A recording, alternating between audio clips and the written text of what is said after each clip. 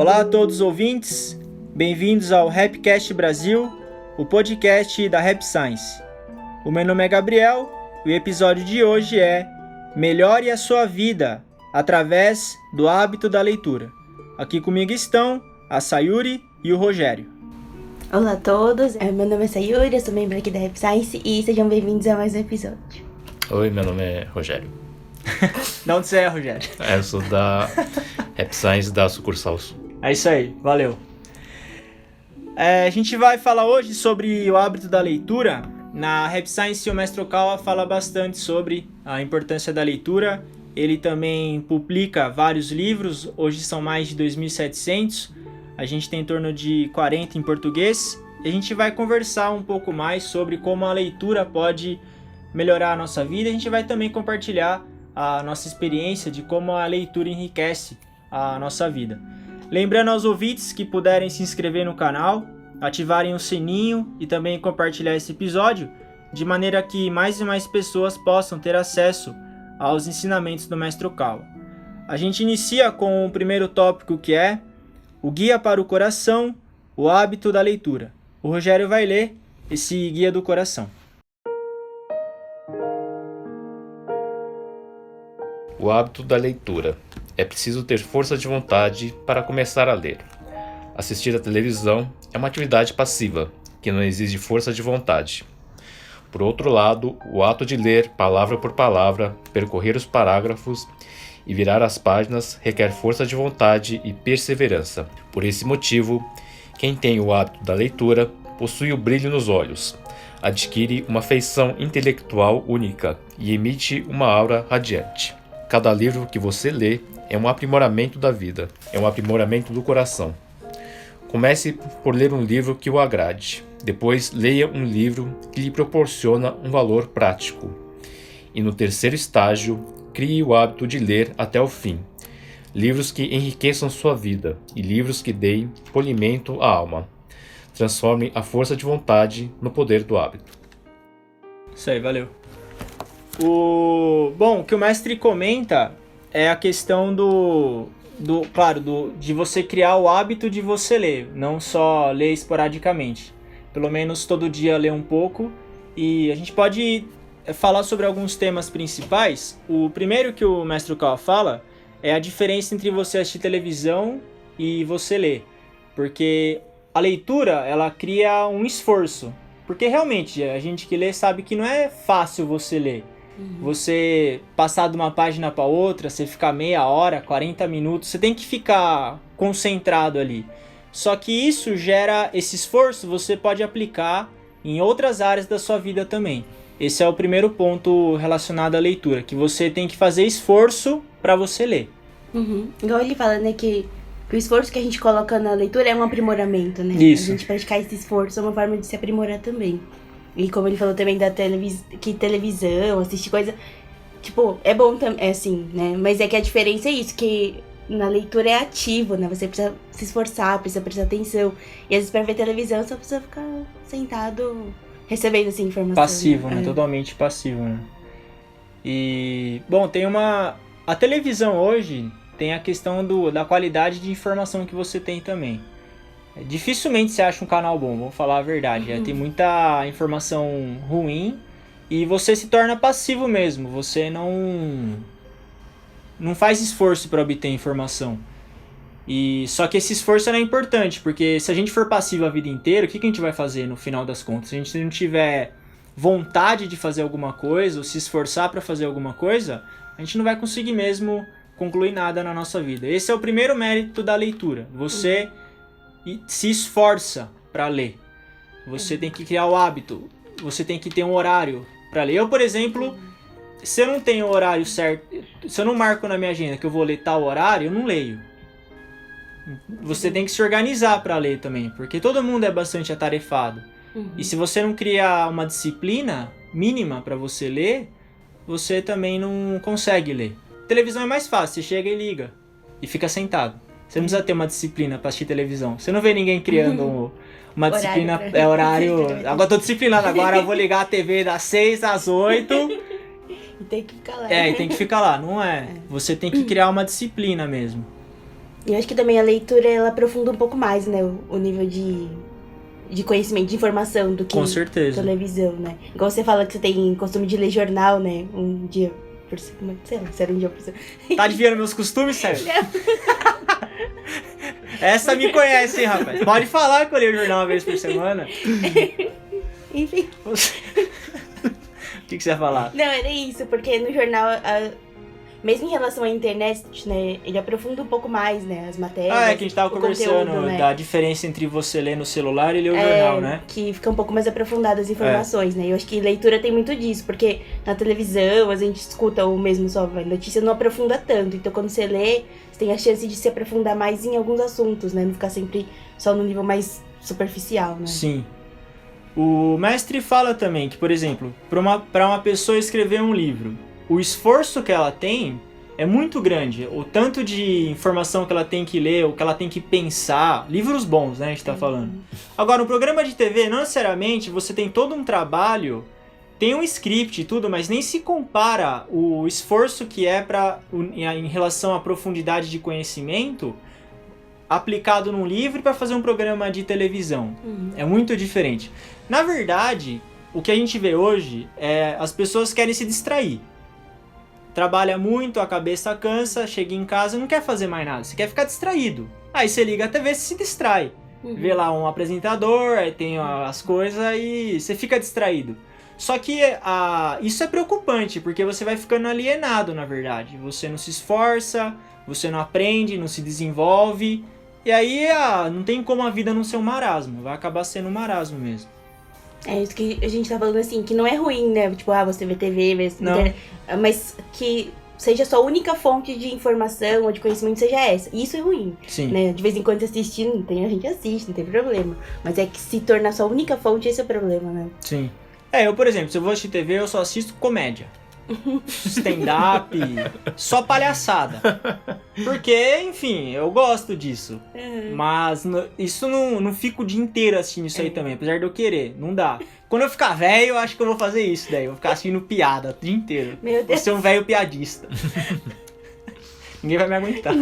Já não aguenta hoje, né? Imagina, velho. Velho que conta as mesmas piadas várias vezes. Desculpa. Bom, enfim, o fato é esse, você buscar criar o hábito da leitura, e isso é uma fonte de aprimoramento também. E tem no livro O Milagre da Meditação, o mestre fala da meditação focada na leitura, que muitas pessoas têm a mente desconcentrada, sempre ficar pensando em várias... Geralmente quem não sabe trabalhar direito é assim, não consegue focar em um trabalho e terminar ele. Começa uma coisa, aí dá 10 minutos, toma um cafezinho. Aí dá 5 minutos, fala com a pessoa do lado. Dá 5 minutos, mexe no celular. Nunca faz nada. Qual que é a solução para isso? Você focar a sua mente em um livro bom, durante meia hora, 40 minutos. Porque você começa a ler, a sua mente sai. Aí você faz um esforço para voltar. Esse trabalho ajuda você a se concentrar. A leitura ela tem todos esses benefícios de concentração, de acúmulo de conhecimento. Por isso que é importante sempre buscar ler. Infelizmente no Brasil a gente não tem o hábito da leitura e nem tem muita biblioteca. Uma vez eu vi uma reportagem no jornal que falava, era uma professora reclamando que ela queria incentivar os alunos dela a ler. Muitos deles não tinham condição financeira para adquirir livro, porque eu também acho que livro é caro no Brasil, é um investimento alto. Se você ler 2 livros por mês, é 60, 70 reais que você vai ter que investir. Claro, é um investimento válido, mas se você pega a média de salário do brasileiro e o valor dos livros novos, você pode comprar em sebo. É um investimento alto. Ela estava reclamando que muitos alunos queriam ir na biblioteca, mas era muito longe da casa. Tudo bem, não tem problema ser longe, mas não incentiva a pessoa a ler, né? Você põe um obstáculo a mais, né? Porque para você começar alguma coisa tem que ser fácil. E, bom, isso é uma coisa que pode ser resolvida no futuro. Mas você vê, por exemplo, o Andrew Carnegie, o Henry Ford, o Rockefeller, eles sempre construíram bibliotecas. Porque é uma fonte de conhecimento para as pessoas. E eles sabiam disso. Então, é importante que a gente crie esse hábito e tenha consciência dos benefícios da leitura. E ele termina falando que Quem nunca leu, por exemplo, quem não gosta de ler, como é que a gente começaria a ler alguma coisa? Começa com algum tema que você gosta. Não adianta querer ler um livro chato, que é o que eles fazem com a gente na escola. Não é? Eles enfiam o livro assim. Por isso que eu acho que esse é um dos motivos da gente perder a vontade de ler. É verdade. E eu acho que às vezes mandam a gente ler muito livro que a gente não tem ainda cabeça pra sei lá, na oitava série, você lê, tipo, Machado de Assis, a gente não entende direito. Aí a gente acha que não gosta, mas não é porque a gente não gosta, é porque a gente não conseguiu entender, né? Tem como é que é o nome daquele livro do Machado de Assis? A Capitu? Não, Dom é Casmurro. o Dom Casmurro. A Capitu é a Personagem, Tô sabendo legal. Daí... Tá perto, foi lá. Bateu na trave isso aí. Eu leio na oitava série. Eu achei que lá, eu não entendi nada. Na verdade, eu li porque eu tinha prova. Aí você imagina. Nós somos sinceros aí, né? Fala. A prova era na quinta. Eu peguei a quarta-feira à tarde, eu li o livro inteiro. Que saco! Que coisa chata, não é? O cara traiu a mulher traiu o cara, não entendi nada. Ninguém nem sabe, né? Na verdade, isso é aberto, né? Super legal, nem conclusão. Contou já, enfim. Todo mundo já leu esse livro aí, todo mundo foi obrigado a ler. Aí, eu percebi, eu tava na oitava série, eu tinha sei lá quantos anos, 14, 15, por aí. Eu achava muito chato ler. Aí eu falei, não vou ler nada, eu só lia pra prova mesmo. Só que se fosse um livro mais legal... Por exemplo, eu achei o primeiro livro que eu li na vida, eu tava fazendo um lance, eu achei, que é a história de um cachorro. É como se o cachorro de rua, e era como o cachorro de rua via as pessoas. Aí, esse é um livro legal, porque me interessou. Como será que um cachorro vê as pessoas? Daí ele ficava inconformado que as pessoas tinham comida e brigavam. Porque pra ele, ter comida era a maior felicidade do mundo, era tudo pra ele. Aí ele não entendia por que as pessoas reclamavam, corriam tanto, ficavam preocupadas. Aí, só que eu criei o hábito da leitura com os livros do mestre. Mas esse livro do cachorro foi o primeiro livro que eu gostei. Você quis ler, né? Que eu quis ler. Tava na biblioteca da minha casa, até parece. Tava na estante lá de casa, eu falei, não tinha nada pra fazer, vou ler esse livro. E gostei. Esse é o primeiro passo pra gente começar a ler. Ler algo que a gente gosta. Começar por... É verdade. Eu também, eu gostava já de ler, mas eu comecei a ter muito interesse quando eu lia aquelas revistas, sabe? Caprichos, assim. Você lia isso aí, você? Eu lia. Todo Revelações. mundo lia. Não, eu nunca li isso aí. Não, é de menina a revista. Ou era, né? Antigamente era e se eu mais quiser voltada. ler revista de menina? Não, você pode ler, mas é que o conteúdo era muito voltado, mais voltado pra... Eu acho, né? Não sei, então não pode ser que seja enganada. Mas isso enfim. te interessava, no caso? Eu gostava de ler, mas aí a última página sempre tinha uma crônica de um cronista famoso, né? Antônio Prata. Tipo, e aí eu comecei a gostar de ler porque eu gostava de ler essas crônicas. Aí eu fui atrás do livro de crônicas deles. E depois comecei a gostar de crônicas de outros. E ler, tipo, Rubem Alves. Ler, tipo... Então você vê, né? Você começa por um ponto que você tem interesse. Aí você vai gostando, vai querendo ler cada vez mais coisas sobre isso. E vai... Aí depois comecei a ler poesia. Então, tipo, vai meio natural, assim, né? Entendi. E você, Roger? Teve algum livro que você gostou muito? Eu, quando era mais novo, eu gostava de Agatha Christie. Eu gosto. O que ela escreve mesmo? É sobre Romance policial, mistério, né? Um romance policial. Eu não gostava de ler também esses livros da escola, eu estudava pro vestibular, né? Pra FUVEST. Que era obrigado, né? Era obrigado, senão eu não passava. Mas eu gostava de resolver o mistério. É muito bom os livros dela, né? É aquele livro que gera interesse, né? Prende, assim, Prende né? Você o- começa a ler Depende, que é... você quer saber quem é o assassino. Então eu li, acho que li uns 20, 30 livros dela. Ela tem muito livro, Mas né? isso quando você tava na faculdade ou antes? Antes de entrar na faculdade. Aí quando tava na faculdade, eu tinha que ler os livros da faculdade, né? Então, acho que esse negócio de você ser obrigado a ler é uma coisa que complica, né? É difícil, né? Na verdade, assim, Machado de Assis, assim, eles são importantes, né? Porque eles ajudaram a formar a língua portuguesa, né? Mas, assim, é lógico que a gente tem que diversificar, né? A gente tem que buscar coisa do nosso agrado também. Sim. É bom conhecer os atores, né? Porque eles, assim, eles são responsáveis pela formação da língua portuguesa. Sim. Então ficar só lendo isso assim, é um pé no saco, né?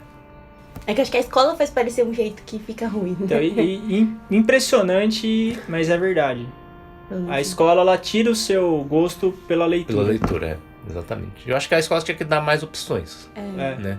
Lógico, não tô falando pra tirar Machado de Assis e botar, sei lá, Paulo Coelho, né? Aí ia dar ruim, hein, velho? Mas assim, dá mais opções, né? Pra coisa que... Ou adaptar a idade também, né? É. Você dá uma... Se a pessoa tem 12 anos, você dá uma... 12 anos dá pro pessoal ler Camões. Então, e é verdade, Camões. Deus, como é chato. Falei, meu, tô nem aí pra esse cara. E daí que as caravelas vieram? O que eu tenho a ver com isso? Eu tenho 12 anos. Eu como terra. A terra que ele descobriu. Que horror, Gabriel. Como assim que horror, Gabriel? É que é os Lusíadas, né? E é esse aí, os Lusíadas, Nossa, velho. chato Que é pra- isso, chato pra- meu? E é isso que vai tirando mesmo o teu gosto. Que nem na Rap Science o mestre tem Erron que fala, né? Que é livro de imagem. Que é pra público de 3 a 5 anos, por exemplo. Aí eu via, tinha até tem um amigo meu que a filha dele, pra incentivar a filha dele a ler, ele comprava, ela era criança ainda, 2 anos. Ele comprava uns livros que boiava na água. Daí, enquanto ela tomava banho, ele deixava o livro pra garota ir folheando, assim. Mas não tinha, era só foto. Mas pra ela já ir criando esse hábito de tocar o livro, de ir virando as páginas. E ela cresceu, só que ela cresceu lendo o que ela gostava. Ele sempre deixou ela ler o que ela gostava. Aí, lendo o que ela gostava, ela lia o que ela era obrigada também. Porque ela sabia que ela era obrigada. Mas a gente, geralmente, começa pelo que é obrigado, né? E aí você realmente cria raiva de ler. Tem que ter os dois, né? Não dá É. pra ler só o que... eu só vou Tem ler o que agrada. só o que me agrada. Tem coisa que é importante ler, Sim.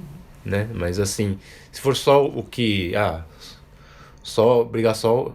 Só o que é importante, só o que é necessário, você vai pegar a raiva de leitura. Você vai acabar a faculdade e vai parar de ler. A verdade é. E é o que acontece. É o que acontece. Aí quando fala, por exemplo, vou precisar ler por causa do vestibular. Aí passou no vestibular ou não passou, você, não quero mais saber. Na faculdade eu via muito isso. Bom, faculdade de exatas também, né? Geralmente o pessoal não lê mesmo. Mas isso é uma coisa que, claro, vai levar tempo pra mudar ainda. Mas é importante a gente ter essa consciência mesmo da leitura, da importância da leitura. Aí o mestre fala também que você começa a ler um livro que te agrade, depois um livro que lhe proporciona valor prático, ou seja, algo que vai influenciar no nosso trabalho. Por exemplo, eu sempre falo do Sebrae, né? O Sebrae tem um curso online que é como atender os clientes. Quem trabalha com pessoas, por exemplo, cliente, a maioria das pessoas tem cliente. Se você faz um curso desse, você lê um livro da Disney, como tratar os clientes, isso não tem valor prático na sua vida. Por exemplo, a gente quer religião, a gente quer receber as pessoas da melhor maneira possível. Então eu tenho estudado como que os grandes recebem as pessoas, os hotéis, tal. Então isso tem um valor prático na nossa vida, porque você vê utilidade naquilo. Então essa é uma sequência interessante, você começa pelo que você gosta, depois algo que é prático, que nem quando eu tava no vestibular, na época do cursinho, eu ia mal no simulado. Aí eu li um livro de como estudar. Isso teve valor prático na minha vida. Aí melhorou minhas notas. Aí você fala, leitura realmente tem valor. E por final, livros que enriqueçam a sua vida. Aí pode ser livros mais difíceis também, mas de bom conteúdo que vão enriquecer a sua vida. Aí esse é um bom processo para você começar a gostar de ler. E uma vez que você gosta, você não para mais. Uma vez que você gosta, você... É o contrário daí, você não consegue ficar sem ler, né? É verdade. Bom, então é isso. É importante criar o hábito da leitura. E o mestre fala, inclusive... Então, no próximo tópico. Então já vamos entrar já para eu não colocar a carroça na frente dos boi. Bom, segundo tópico. A leitura expande os seus horizontes.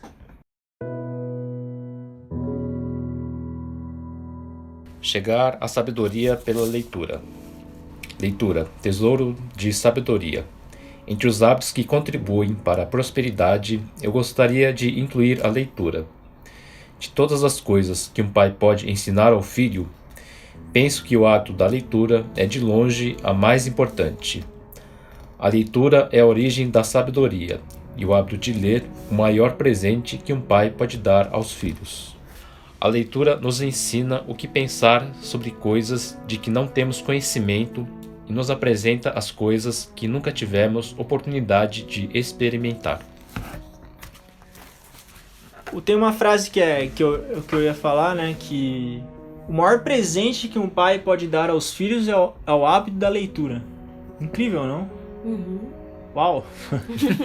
Por que será isso? O que eu acho, né? Depois a gente pode compartilhar as ideias. Porque uma pessoa que ela tem o hábito da leitura, ela pode ter acesso a vários tipos de ferramentas. Ela, por exemplo, tá com dificuldade para arrumar emprego. Ela pode ler o livro de alguém que já teve dificuldade de arrumar emprego e que arrumou. Ou ela tá com problema de relacionamento. Ela pode pegar um livro e ler. Eu acho que é por isso que esse hábito é o maior tesouro que um pai pode deixar para os filhos. Não é herança, não é nada, é o hábito da leitura. Inclusive tem muita gente que se estoura com herança, né? Briga, aí pega o dinheiro, gasta tudo. Se você não tem conhecimento suficiente, não importa o que você receba, você não consegue lidar.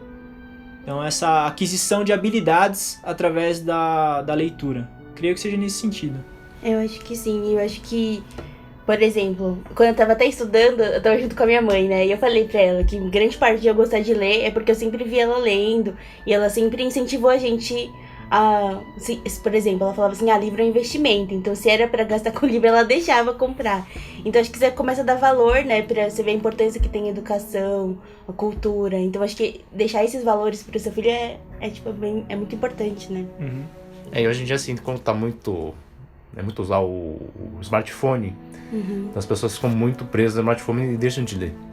Isso é um hábito ruim, é muito ruim.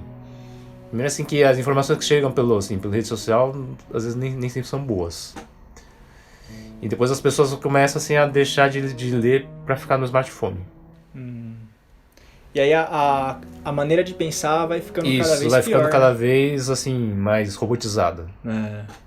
Aquele 0101, né? Porque tudo que é eletrônico é 0101, né? O mestre fala isso naquele livro, né? O Rotina Impecável. Isso. Ele comenta isso. Então sua cabeça vai ficando assim, vai entrando num modo assim, como eu falo, meio robótico, assim, não consegue raciocinar. E a leitura, ela meio que, como eu falo, desentranha. Isso. Você abre mais a tua mente e pensa de outras maneiras, né?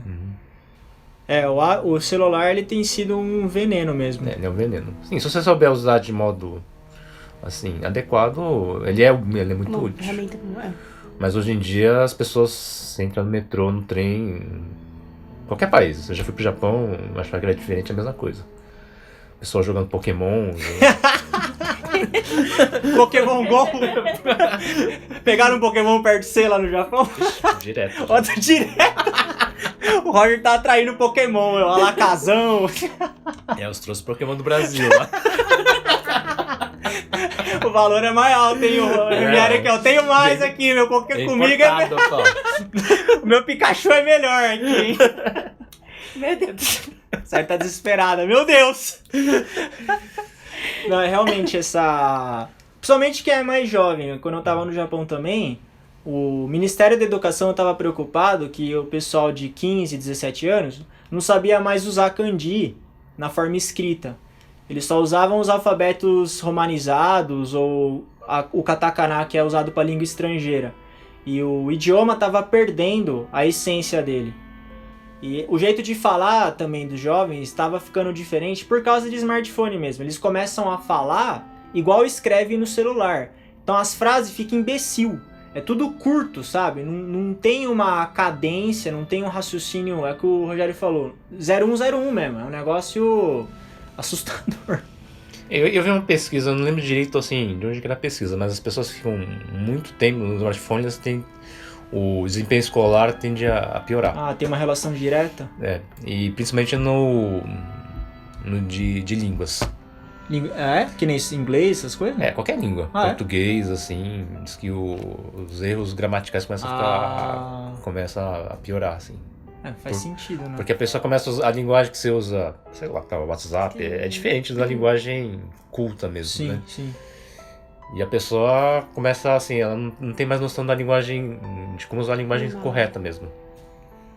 Mas lembra escrever, né? Porque a gente Na escola ainda não, mas na faculdade. Ninguém mais copiava a lousa. As pessoas só tiravam foto, né? Tipo, você nem tem o hábito mais de escrever. Tirar você foto e tem. depois nem olha, né? Tirar foto só pra consciência não ficar pesada, né? Exatamente. É igual os caras que gravam a aula. É. O cara grava a aula, ele grava 4 horas de aula. Uma vez eu tinha um cara que gravava no curso, eu falei pra ele, eu sempre fui uma pessoa muito sincera, eu falei, quando que você vai ouvir isso aí, velho? Fala sério, domingo à noite, você vai ouvir das 8 à meia-noite, 4 horas de aula? Isso é uma coisa preocupante, porque por mais que a sociedade se desenvolva, se você perder o hábito de você aprender, pra onde que a gente vai, no fim das contas? Vai virar o quê? Robô? É o que o mestre fala nesse livro também, do Rotina Impecável. É você usar a tecnologia e não ser usado por ela. Se você vira escravo da tecnologia, você tá sendo usado por ela. Ela tá mandando em você. Mas é a gente que tem que mandar nela. Ela tem que ser uma ferramenta. Não uma maneira de abaixar o desempenho escolar. Até mesmo o trabalho. Esse dia eu tava conversando com uma pessoa que ela é dona de microempresa. Ela falou assim, cara, eu não consigo mais contratar pessoa jovem porque eu contrato, eu treino, eu invisto e o cara só fica no WhatsApp. Eu não consigo. 3, 4 já. Eu viro, eu vou fazer alguma coisa, eu volto tá no WhatsApp. Aí você falou, você terminou o seu trabalho? Ah, ainda não. Por quê? Tá no WhatsApp, tá mandando vídeo, tá vendo foto de piada. Então, isso aí a gente tem que repensar mesmo essa questão da... Se é o maior tesouro que um pai pode deixar para um filho, tem que rever mesmo os valores da aquisição de conhecimento. Uhum. A gente vai pro terceiro tópico, que é evite armadilhas através do conhecimento.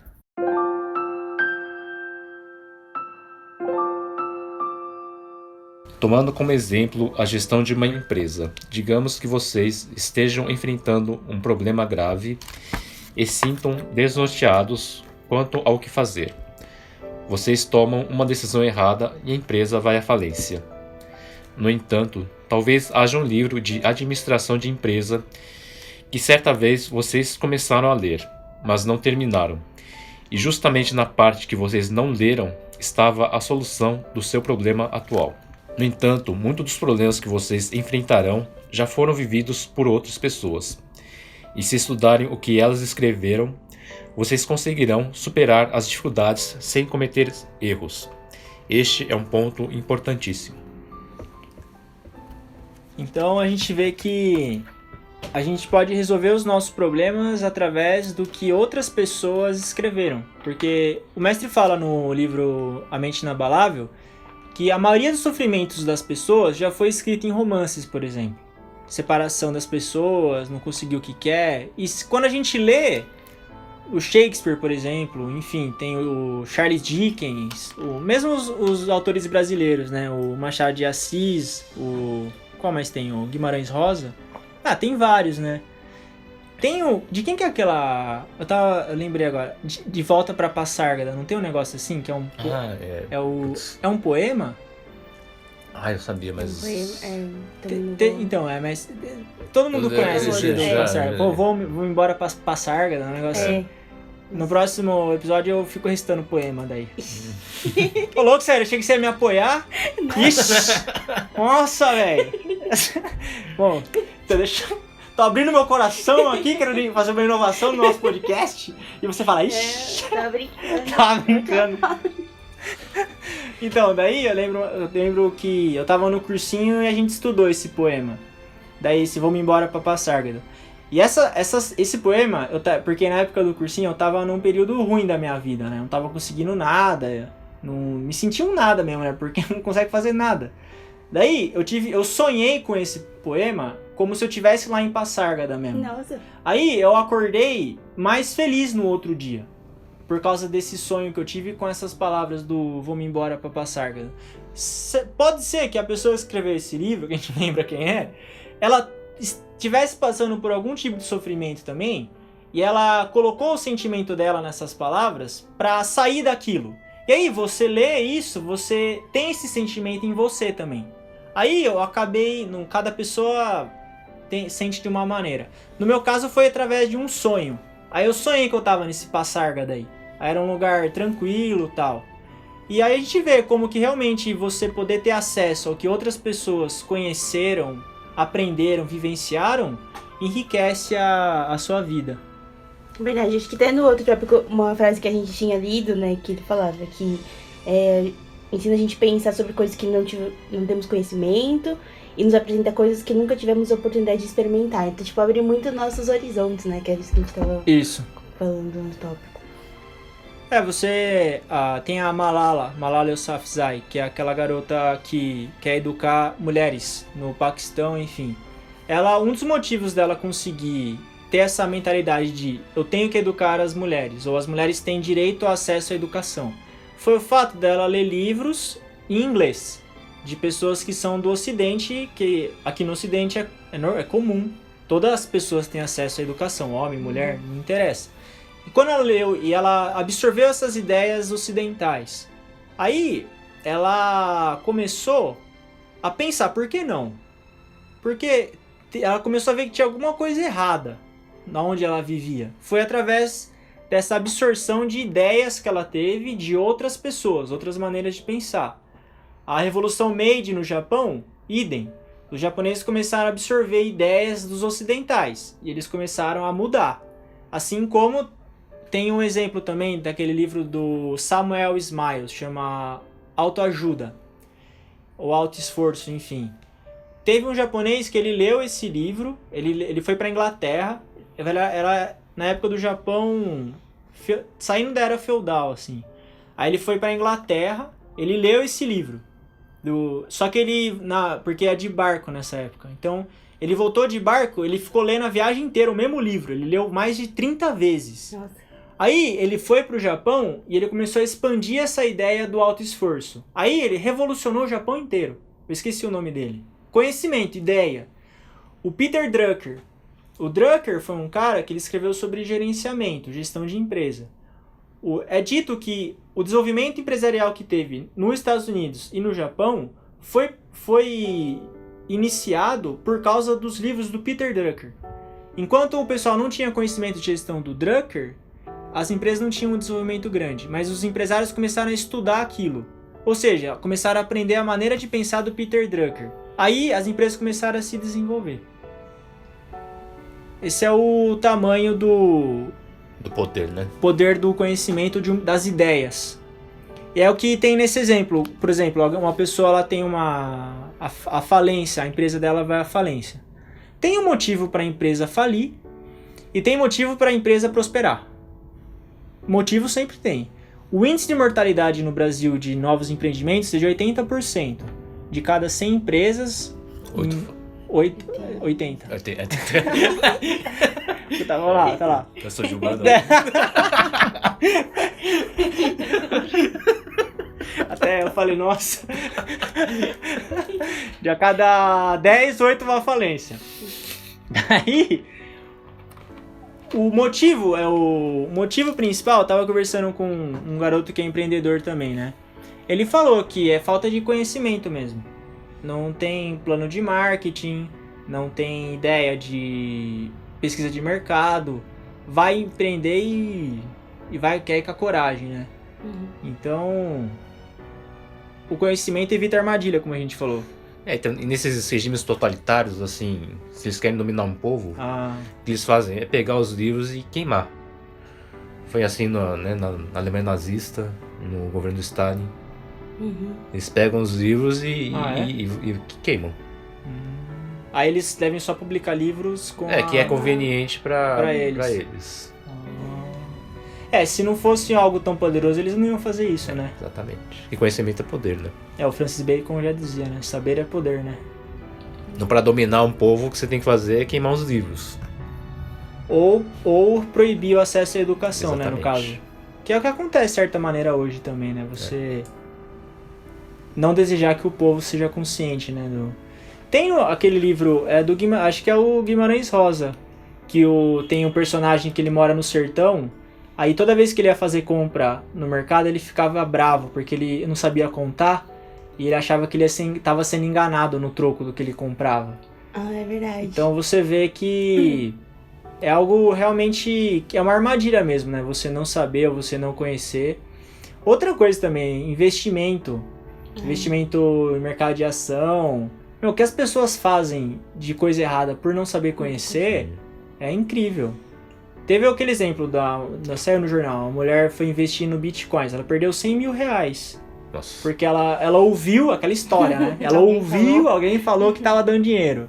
Aí ela pegou a herança do pai, a aposentadoria do marido, investiu e perdeu 100 mil. Armadilha. Agora, se você estuda, você aprende... Tinha uma professora minha de química analítica. Química analítica era laboratório, né? Ela falava assim, tempo de biblioteca reduz tempo de barriga na bancada.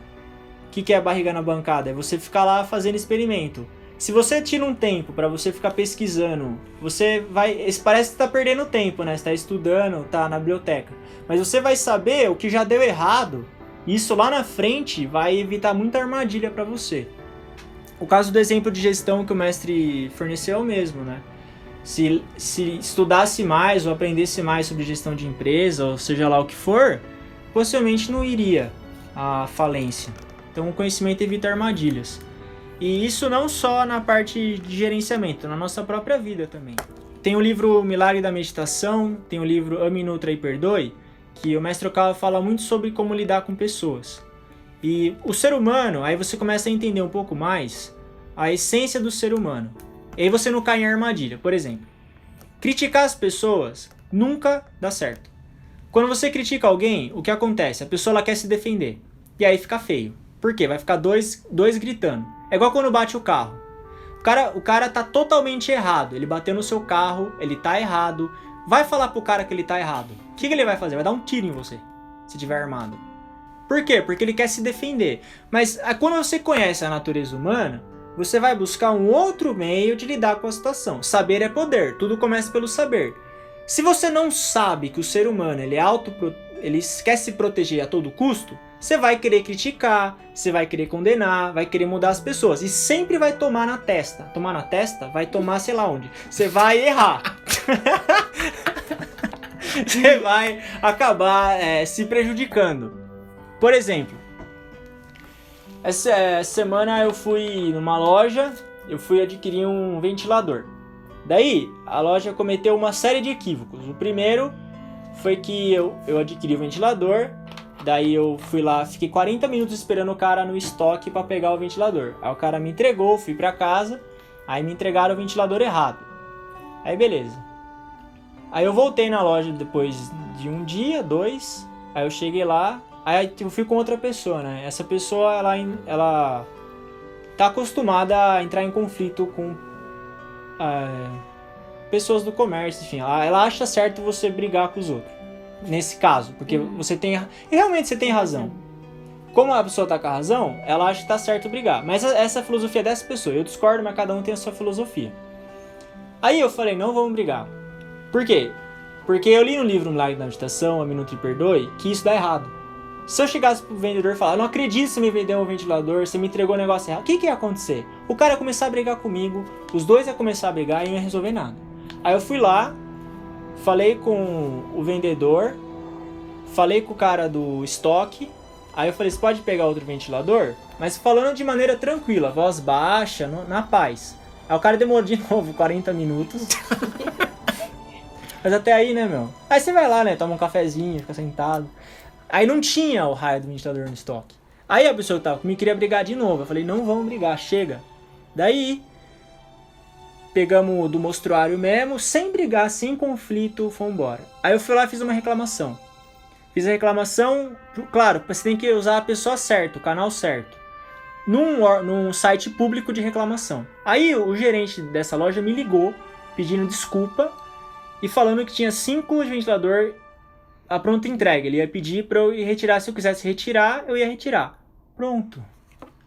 Ninguém brigou, não teve discórdia e o negócio chegou. É isso. Não adianta a gente querer... Trânsito é a mesma coisa. Eu sempre briguei no trânsito. Não morri porque não era a hora. Mas chega uma hora que você vê que não adianta mais. As pessoas sempre estão certas. Aí você tem que achar um jeito de lidar com isso. Esse é o tipo de conhecimento que evita a armadilha. Evita a armadilha, por exemplo, você ficar doente de raiva. Imagina, todo problema que dá errado, você briga. A prestação de serviço do brasileiro é péssima. As pessoas chega atrasado, faz tudo errado. É assim, vai fazer o quê? Você marca, que nem marca uma coisa às 4. A pessoa chega às 5, sem dar satisfação, e você vai brigar, o que vai acontecer? A pessoa vai brigar com você. É a natureza humana, não tem como ir contra isso. É esse tipo de conhecimento que o mestre tá comentando nesse trecho. Uhum. É verdade, eu tava lembrando antes, né, que uma... Vou falar que é meu irmão? Pode? Pode.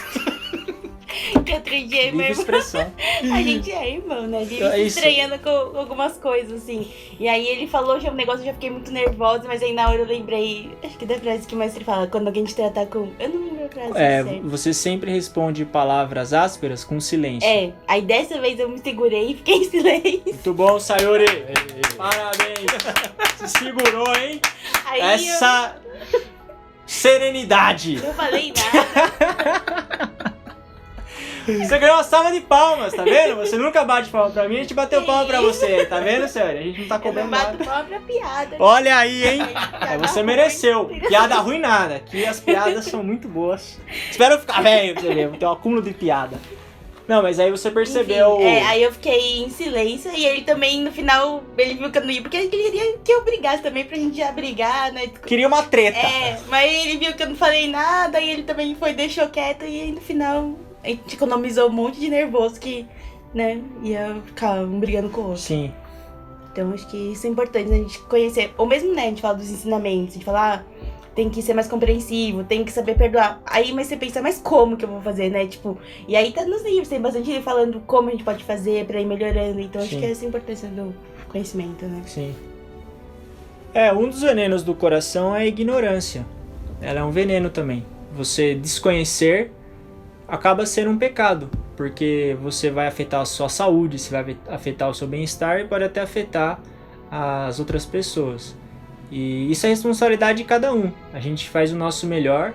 É aquela história, a gente só mostra a lua, vê quem quer. Os livros estão aí, as palestras estão aí, a gente grava o podcast também. E aí vai da vontade de cada um de querer aprender. Mas saibam que a melhor maneira de evitar armadilha é você conhecer, você saber. Por isso que a leitura e o conhecimento é importante. Com isso, a gente encerra o episódio de hoje. Agradeço a todos os ouvintes pela atenção. Agradeço ao Rogério e a Sayuri pela companhia. Muito obrigado. Muito obrigado.